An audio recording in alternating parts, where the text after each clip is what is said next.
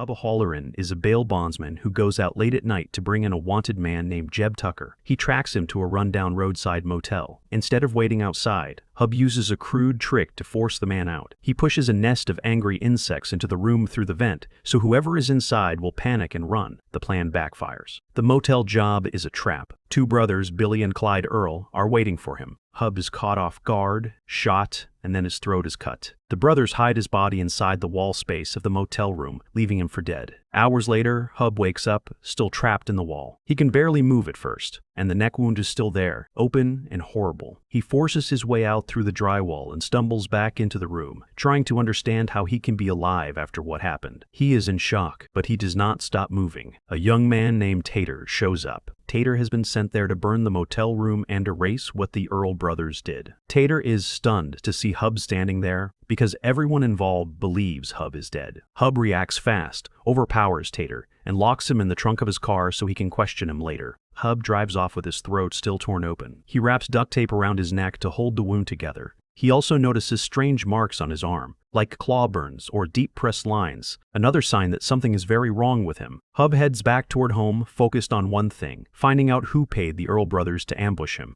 On the way, he keeps getting calls from a company called Pot O Gold, but he ignores them. When he finally gets to his family place, the reality of his body starts to change again. The tape comes off, and the wound that should have killed him is suddenly healing. Before long, it closes up completely, leaving him with no fresh injury he can point to as proof. That makes his situation worse, because now he has no easy way to convince anyone that he was attacked and murdered. Hube lives with his mother, Kitty. She is deeply religious and connected to the local church and its pastor, Ron. Hub tells her the Earl brothers jumped him and stole their truck. Kitty gives him a key piece of information. Billy Earl was able to get out because a man named Lucky Callahan posted bail. Lucky is a local bar owner, and Kitty's words make Hub suspect this was not random. If Lucky paid to free Billy, then Lucky could also be behind the hit on Hub. Hub goes looking for Lucky, and that search immediately turns personal. Lucky is dating Hub's estranged wife, Marianne, and he is around Hub and Marianne's son, Cade. Hub finds them at Marianne's workplace, a bar where she performs music. Hub wants to grab Lucky right there, but Marianne and Cade are present, and he hesitates to start a scene in front of them. Lucky, for his part, is clearly shaken to see Hub alive at all. Hub tries to warn Marianne that Lucky is dangerous, but Marianne does not take the warning the way Hub wants her to. She is busy trying to keep her own life moving forward. She asks Hub to sign a form that would allow her to take Cade out of state for a job, because Cade is supposed to travel with her and work as her stagehand. Hub does not have the healed wound anymore, so when he pushes the idea that Lucky tried to kill him, it sounds like an accusation he cannot prove. The moment slips away, and Lucky uses the tension and confusion to get out of Hub's reach. After Hub leaves the bar, he learns Lucky has gone to a poker game at a cabin, and the Earl brothers are connected to it. Hub drives out there, angry but more cautious than before. On the way, he passes the church and sees Pastor Ron outside. Ron looks wrong. His eyes flash an unnatural red, like something inside him is watching Hub. Hub keeps going, but that image stays with him. At the cabin, the situation explodes fast. Hub ends up fighting the Earl brothers again. He manages to restrain them, trying to turn the tables and force answers out of them. Hub sets a trap, pushing the brothers to contact Lucky, so Lucky will come out and face him, but Lucky does not show. Instead, Pastor Ron arrives, and it becomes clear that the thing Hub saw earlier was real. Ron is possessed. The possessed pastor attacks and kills the men inside the cabin in brutal ways, including the Earl brothers. Hub can do nothing but survive. He escapes the cabin alive, but he is left shaken, and he loses control of the situation completely. Hub makes his way home the hard way, with his nights spiraling beyond anything he understands. When he finally gets back, he finds Kitty with a visitor, a young woman named Midge. Midge is from Pot O Gold, the company that has been calling him nonstop. She is calm and matter-of-fact, like this is routine business. Midge tells Hub the truth he has been refusing to face. He did not survive that motel attack. He died. He was brought back, and it was not a miracle. It was a deal. Pot O Gold works for the devil, and Hub has been pulled out of hell for a job. Midge explains that she is his handler, like a parole officer, and she is there to give him his orientation. Hub's new assignment is to hunt demons that have escaped and send them back where they came from. As Hub stands there looking at the people in his home and thinking about the impossible things he has seen in one night, he realizes his revenge chase has turned into something supernatural, and he is already trapped in it. A night at the local church turns into a nightmare for Pastor Ron. The lights cut out and start to flicker. He senses something is wrong and tries to face it like a man of faith, but the presence is not something he can stop. The demon kills him and then takes over his body. His face is left badly damaged, but the body does not stay ruined for long. It heals in a disturbing way as the demon settles in. Back at Kitty Halloran's house, Hub Halloran is still trying to understand what is happening to him. Midge, a young woman from a company called Pot O' Gold, makes it simple for him. Hub was dead. He has been brought back for a job, and that job is to hunt demons that escape from hell and send them back. Hub does not want any part of it, but Midge tells him he does not really get to choose. If he refuses, he goes straight back to hell. If he accepts but fails to finish a job, he will be ended right away and sent back. Kitty pushes for answers and asks if there is any way out. Midge says Hub's return is the only break he is getting, and it will not last forever. The time he has depends on how many demons get loose and how well he can handle them. Midge also makes clear that they cannot call her whenever they want. She is his handler, but she is not someone Hub can reach on demand. Before she leaves, she tells him to try to find a silver lining in his situation, because that attitude helps people last longer in a job like this. Once she is gone, Hub and Kitty are left alone with a new fear hanging over them. While Hub is learning the rules, Lucky Callahan is dealing with his own mess. He goes to the Earl brothers' place and finds the results of the earlier violence. The bodies are not just dead, they are torn apart. Lucky does not understand what did it, but he does see enough to know this is worse than a normal fight. As he leaves,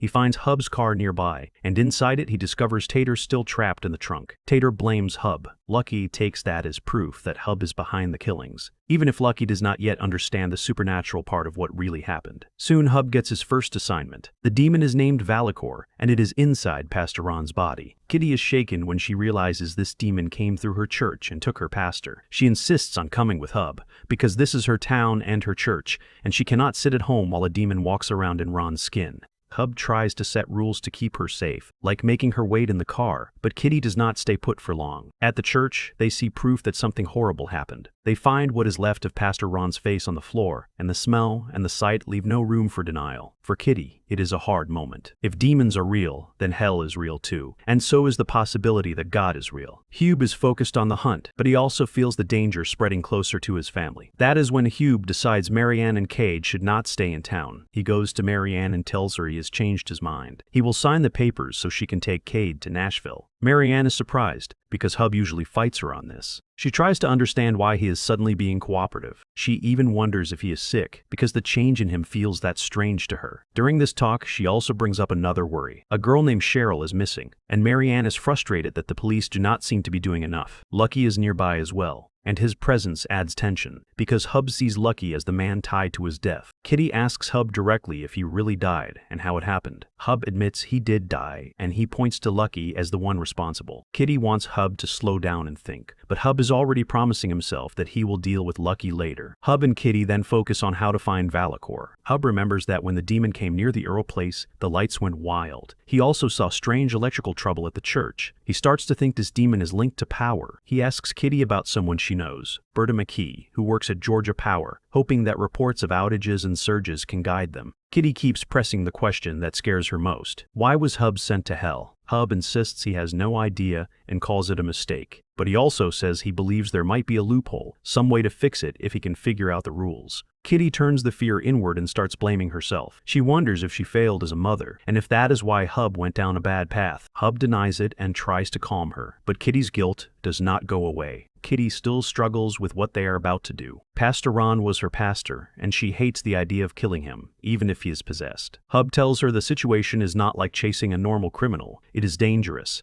and the man she knew is gone. Kitty refuses to stay behind. She would rather face the danger than sit at home waiting to hear her son has been killed again. She also sees this as a chance to make up for what she thinks she did wrong, and to protect Hub's soul if she can. At the recycling center, Hub and Kitty try to trap Valakor. They use a bear trap as part of their plan, and they attempt to subdue the possessed pastor long enough to finish the job. It turns into a violent struggle. The demon is strong and unpredictable, and the fight is messy and close. Kitty does not just watch. She steps in and pushes Hub to act. In the chaos, Hub manages to bring down a heavy structure and crush the demon's head, destroying it. The moment Valakor is killed, the body bursts into flames. The fire spreads fast, forcing Hub and Kitty to rush out before they get trapped inside. Outside, both of them are shaken and hurt. They admit they are not okay, but they are alive. Kitty, still trying to hold on to her faith through what she has seen, also knows she cannot pretend anymore. This is real. The demons are real, and Hub's job is real. Deirdre Donovan, a popular high school cheerleader and social media girl, records a live video where she claims her longtime friend Kayla has been bullying her. As soon as the live ends, a friend calls to praise Deirdre for acting so well.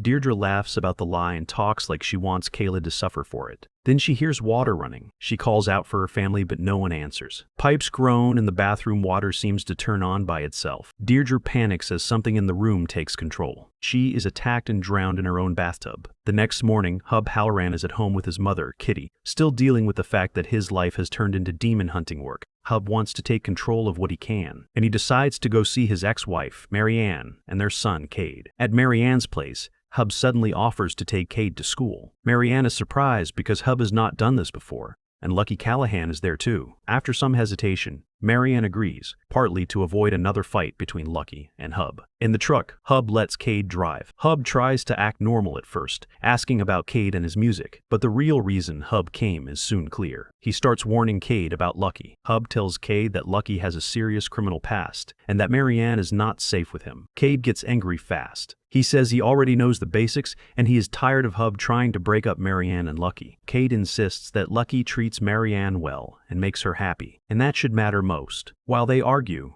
Hub gets word of a new target. The next demon is Marphos, a water demon. Hub makes a sudden decision and tells Cade they are skipping school. Cade protests, but Hub insists he needs Cade with him. Hub does not explain the demon part. He only says there is a job he has to do and Cade has to help as his lookout, like Cade has done on past bail jobs with him. They head to Deirdre Donovan's house. Hub goes inside to look for her and finds signs that something is wrong, including water running inside. Deirdre is not there. Hub contacts Kitty and talks through what to do next. Kitty points out the hard truth. If it is a water demon, it will likely move toward a bigger water source, but there are many options around town. While Hub and Cade are searching, Lucky meets with Tater, the man who has been watching Hub and Kitty. Tater shows Lucky photos he took earlier, pictures of Hub and Kitty around the last case with strange, violent evidence. Tater rambles about witches and curses, but Lucky shuts that idea down. Even so, the photos make Lucky more alert and more suspicious of what Hub and Kitty are really doing. Back in the truck, Cade recognizes Deirdre as someone well known at school, and he reacts to the idea that Hub is mixed up in anything connected to her. Hub tries to calm him, and even starts to say he needs to be honest about something big. Before Hub can explain, Cade blurts out his own secret. Cade admits he is going to Nashville with Marianne, and he plans to sing and play guitar with her. He also admits Marianne and Kitty kept it from Hub on purpose. Hub is furious. He says they had an agreement that Cade would not jump into the music world until he was older. The argument gets heated, but Hub forces himself to focus on the urgent problem. He studies where they have been and where the demon might go next, and he decides the best bet is the county pool. At the county pool,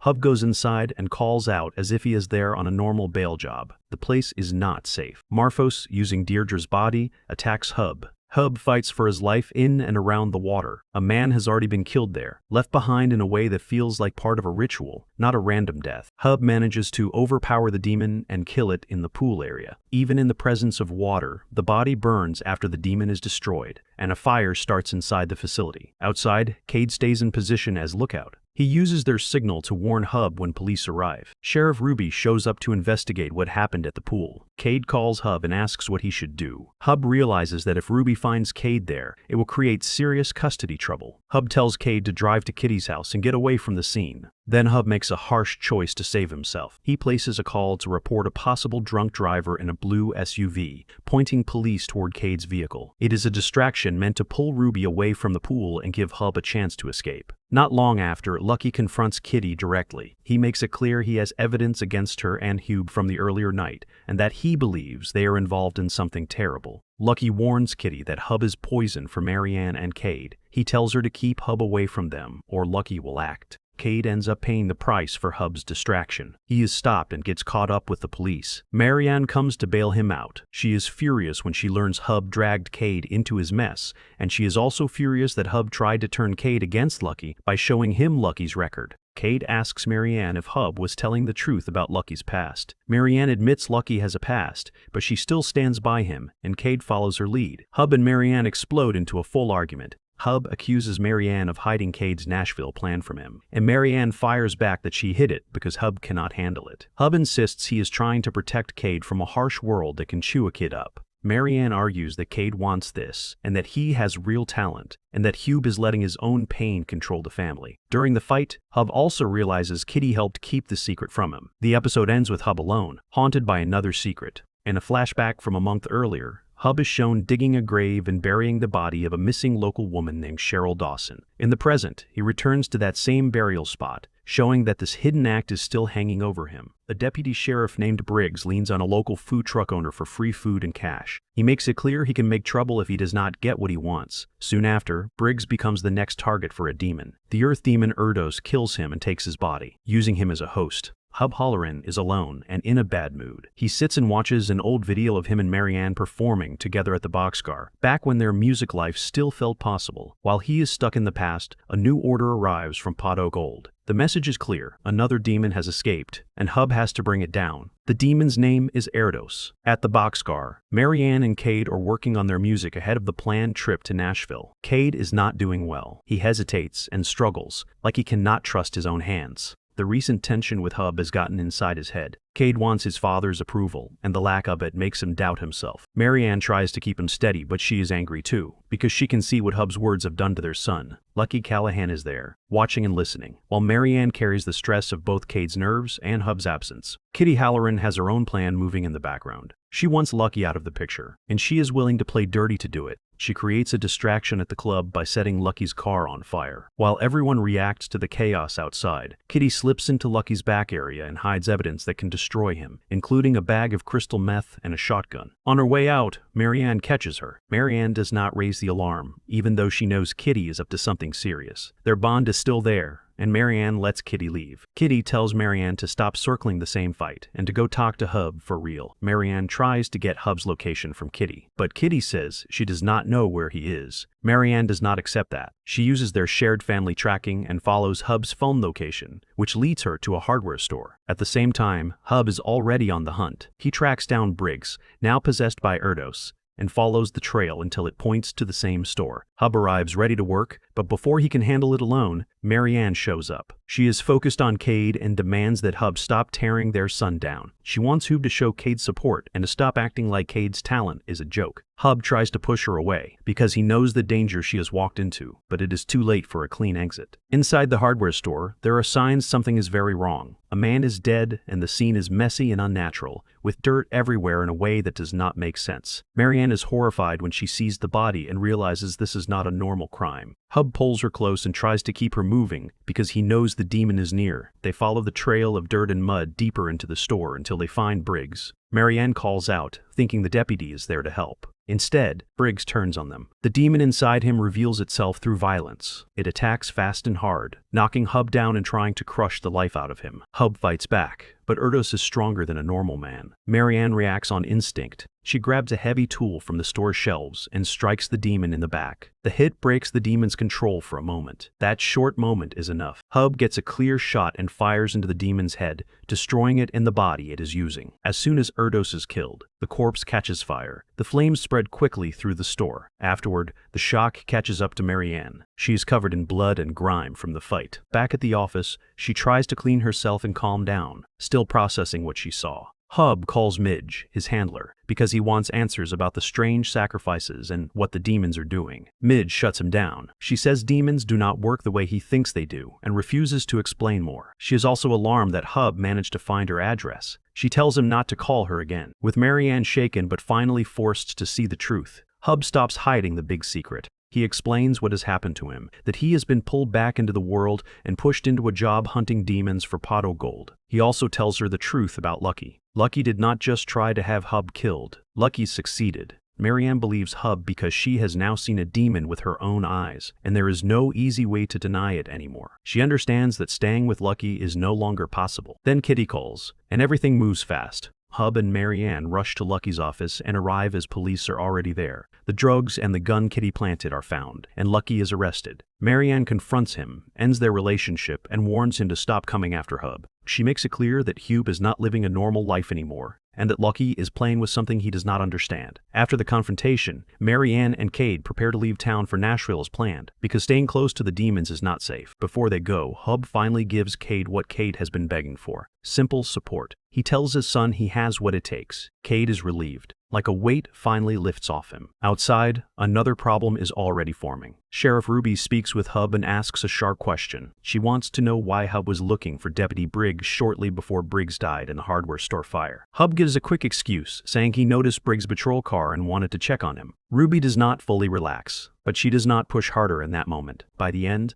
Lucky is in custody. Marianne and Cade are leaving for safety, and Hub is still free, but the sheriff is starting to look at him like a man with secrets that do not add up. At a quiet lake, a young couple arrives to celebrate their engagement. They try to enjoy a private moment, but another man in a big truck pulls up nearby. The first man asks for space. The other man answers with a punch. The two men start fighting while the woman begs them to stop. Before anyone can calm things down, something inhuman appears. Both men are killed in the sudden attack, and the evil force does not leave after that. It takes control by using the two dead men as its hosts. Back in town, Lucky gets out on bail and returns to his bar. He is angry and loud, and he tells people he was set up. He acts like he is still in charge, even while he is clearly shaken by what is happening around him. He also wants a vehicle, so he talks one of the bar workers into selling him her truck. Hub is still trying to understand the bigger pattern behind the demon killings. At the bail bond office, his mother has been studying demon material and falls asleep with the book. Hub looks through what she has been reading and notices something that clicks. The demon attacks have not been random. The bodies and the sacrifice sites connect to each other. The locations form a pentagram shape, and Hub realizes the pattern is close to being finished. To Hub, this does not look like simple murder. It looks like a planned ritual, and it makes the threat feel much larger than just one demon at a time. The episode also spends time showing what drove Midge into pot of gold in the first place. In a flashback set years earlier, Midge is building a life and starting to find success with her baking. Then her young son becomes seriously sick with cancer. The cost of treatment is too high, and she cannot get the help she needs through normal channels. She sells what she can and keeps trying, but it still is not enough. When she is desperate and out of options, she is pulled into pot of gold. She makes a deal to save her child, and that deal costs her soul. After that, she is not just a victim. She becomes part of the system, working as a recruiter and collector for the same organization that trapped her. Back in the present, Hub goes to Midge's home without warning because he thinks his new discovery matters to both of them. Midge reacts like someone protecting a fragile life. She threatens him and tries to drive him off her property. Hub still pushes through long enough to explain what he has found. He believes the sacrifice pattern might be a way to find a loophole, something that could break their contracts. Midge refuses to take that risk. She tells him she has tried to resist before, and when she did, her son's cancer came back. To her, the lesson is clear. If she stops doing what pot of gold wants, her child suffers. Hub leaves behind the papers and his notes anyway, hoping she will read them once he is gone. Soon after, Hub learns he is running out of time. He has a new target, a demon called Sliferess, and it is believed to be in the Landry area. When Hub reaches the lake, he can tell something terrible has already happened there, but he cannot find the demon right away. Instead of charging in blind, he thinks like a hunter. He studies the area and sets a trap near a bridge, believing the demon will have to pass through that crossing point if it keeps moving around the lake. Hub stays out there for hours, watching and waiting through the night. Eventually, the danger shows itself. Two possessed men appear, and they are not alone. They have the woman from earlier with them, and it is clear she is in immediate danger. Hugh opens fire from his position, trying to stop the demons before they can complete another sacrifice, but he does not get the clean shot he needs, and the moment slips away. Then Lucky appears at the worst possible time, not to help, but to take control of the situation for his own reasons. He drives his truck straight into Hub's car, smashing it hard and ruining Hub's attack. Hub is able to get out of the wreck, but the crash leaves him vulnerable. Before he can recover and get back to the demons, Lucky catches him. The episode ends with Hub unable to escape Lucky. After Hub disappears, Kitty starts searching for him. She drives toward the bridge where he was last headed and finds signs of his crash, with his vehicle left behind and no sign of him. While she is still trying to figure out what happened, she hears police traffic about a body connected to the same area. Kitty rushes to the scene and realizes the woman the demons were going to sacrifice is already dead. The police are there in force, treating it like a major crime scene. Sheriff Ruby notices Kitty and questions why she is there and what she is doing, and Kitty tries to cover for Hub as best she can. Not far away, Hub is alive but trapped. Lucky has taken him prisoner and keeps him cuffed in the small holding setup where he cannot run. Lucky is furious and wants revenge, but he also wants proof. He records Hub on his phone and tries to force a confession about what happened to Cheryl Dawson. Hub refuses to give Lucky what he wants, so Lucky starts beating him and then uses a hammer to smash Hub's fingers until the pain breaks him down. Lucky keeps pushing because he wants Marianne to see the video and understand that Hub has his own dark past too, not just Lucky. Under that pressure, the episode goes back to the night Cheryl died. Hub is at the boxcar, drinking and talking with Cheryl, who works there as a bartender. Lucky comes in and tries to talk to Hub like a man, telling him to stay away from Marianne and Cade and to stop interfering. Hub does not accept it. The talk turns into an argument about Marianne and Cade, and Hub threatens Lucky, saying he will set him up and make him look like a snitch. The tension explodes, and Hub throws the first punch. Lucky's people throw Hub out of the bar.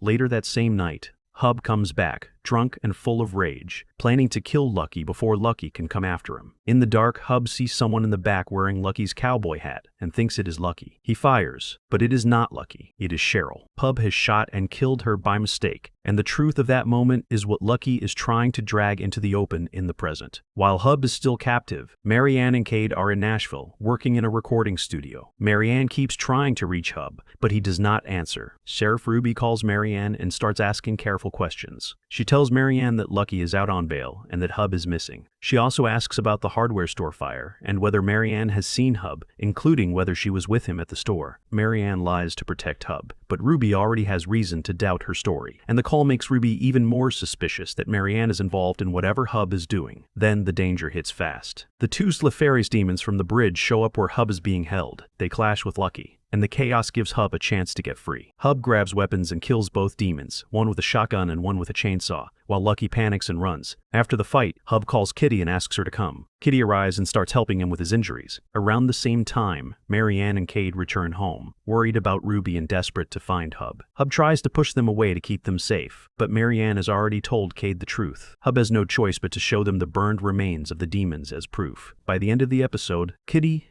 Marianne and Cade refuse to let Hub face the demons alone, and the family agrees to stand together for what is coming next. A young boy is at a playground when something goes wrong. In one version of events, he is taken over by a demon. In another, he simply vanishes from the merry-go-round. Either way, it is clear a new possession has begun, and it is tied to the next demon Hub must hunt. Back at the Halloran bail bond office, Hub tries to talk to Kitty about Cheryl Dawson and his own role in what happened. Kitty will not let him finish. The family is finally back together, and she cannot face hearing more right now. The mood is heavy and scared. With danger closing in, the Hallorings gather and pray for help. Midge shows up at the office and steps into the family crisis. She has looked into Hub's research and the pattern he has been tracking. She confirms the murders and demon activity are not random. They are ritual sacrifices meant to release something far worse. One of the chain 7, described as fallen angels held in hell. If the sacrifices reach the final step, it means the end times are close. At the same time, Hub gets the next target name, Pyralis, a dangerous fire demon. Using Hub's map and what they know about the sacrifice pattern, the group figures out where Pyralis is likely to strike next. They head to a neighborhood or subdivision and start going house to house, pretending to be utility or city workers. They warn people to get out, sometimes using a gas leak excuse,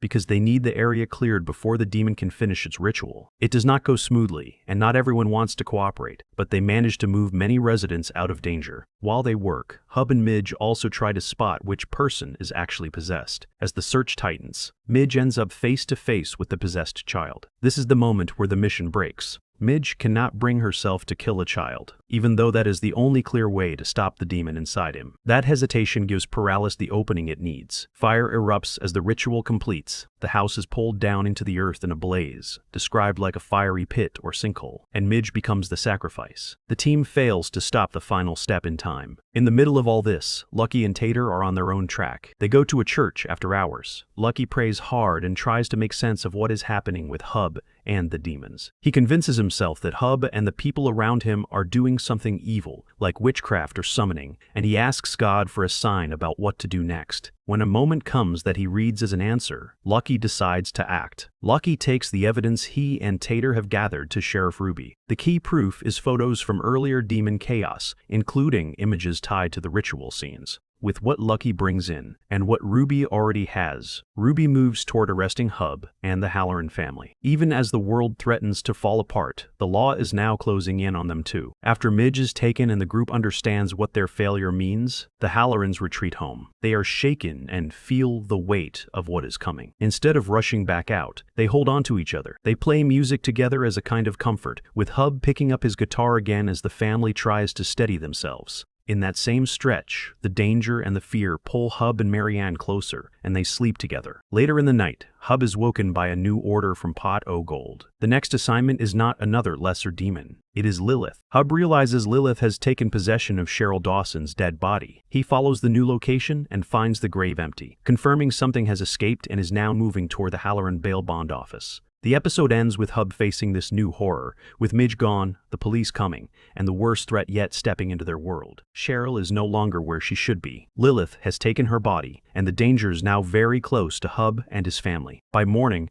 Marianne finds Hub outside near the grave he dug. The grave is open and empty. Hub has no place left to hide. He admits what he did to Cheryl. He admits he killed her and buried her, and now her body is gone. Kitty and Cade hear it too. The truth hits them hard. Marianne is furious and heartbroken. Cade is disgusted. Kitty is shaken. They all look at Hub like they do not know him anymore. The fight turns ugly, and the family pulls away from him. Marianne leaves with Cade, and Kitty goes with them. Hub is left alone with his guilt and the problem he helped create. Not long after, Midge appears again, alive. Hub thought she was gone, but the devil is not finished with her. She tells Hub they still have one job left. The last demon is Lilith, and Lilith is not like the others. If Lilith stays loose, the world is in real trouble, and Hub's family will not be safe no matter where they run. Hub says he is done. He feels like he deserves punishment. But Midge pushes back. She tells him this is bigger than him now, and if they fail, there will be no safe place for anyone. Midge explains what she knows about Lilith. Lilith was once an angel, and she was powerful. She fell, and what happened to her after that made her full of hate, especially toward men. She can control minds. When she uses that power on men, it can force them to do terrible things to themselves. When she uses it on women, it can pull them into a trance and make them follow her. Midge also explains that Lilith has escaped before, long ago, and was trapped again by people who understood how to contain her. That history gives Hub and Midge one clear idea. A pentagram can be a gate, and it can also be a cage. The way to trap her is the same kind of symbol that can free her. While Hub and Midge prepare, Lilith moves through town in Cheryl's body. She is drawn to music. She ends up in a local place with food and a jukebox. The music pulls her in, and then the killing starts. Men die in brutal ways under her control. The women around them are left helpless and trapped in her influence. The violence is loud and public enough that the police can no longer ignore it, but they do not understand what they are facing. To them, it looks like a strange massacre connected to Cheryl and to Hub.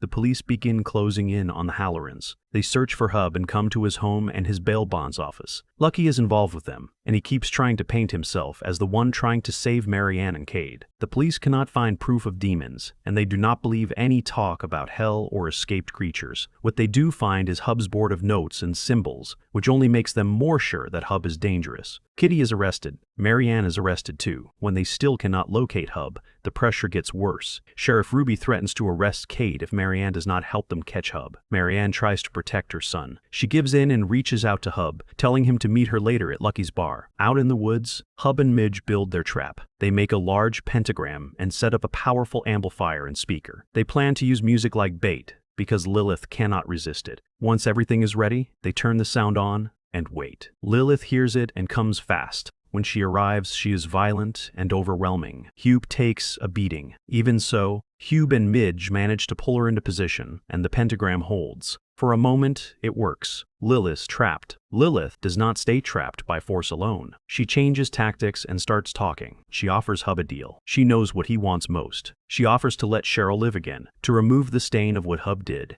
and to give him a chance to get his family back. She also offers something even bigger. She offers to free him from his contract with the devil. Midge tells Hub not to listen. She warns him that Lilith will destroy more lives if she gets loose. But Hub is weak in this moment. He wants forgiveness. He wants forgiveness. He wants forgiveness. He wants to undo the worst thing he ever did. Against Midge's warning, he agrees to Lilith's deal and breaks the seal that is holding her. Lilith immediately leaves Cheryl's body. Cheryl comes back to life, confused and traumatized, but alive. Lilith does not vanish. She slips into a crow and flies away, free again. Hub looks at his arm and sees that the devil's mark is gone. To Hub, it feels like proof that the deal worked, and that he is finally out. Hub brings Cheryl back to town and takes her to Lucky's bar, where Marianne, Cade, and Kitty are caught between shock and fear. Seeing Cheryl alive is unreal, especially for Lucky. For a brief second, Hub thinks he fixed everything. Then the police arrive. They arrest Hub. Cheryl is taken too, tied to the violence that happened while Lilith wore her body. Hub is dragged away in handcuffs, still believing he can talk his way out of this and start over. Marianne cannot take anymore. She breaks down and goes into her dressing room. That is where Lilith returns.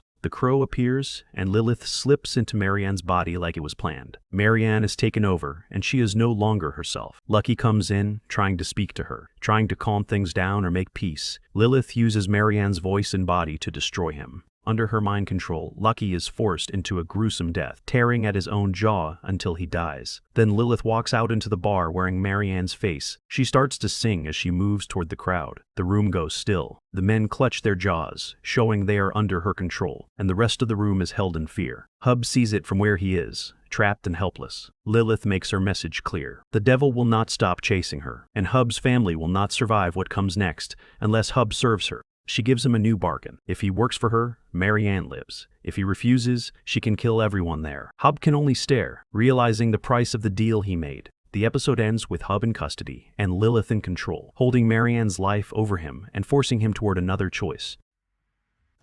Thanks for watching.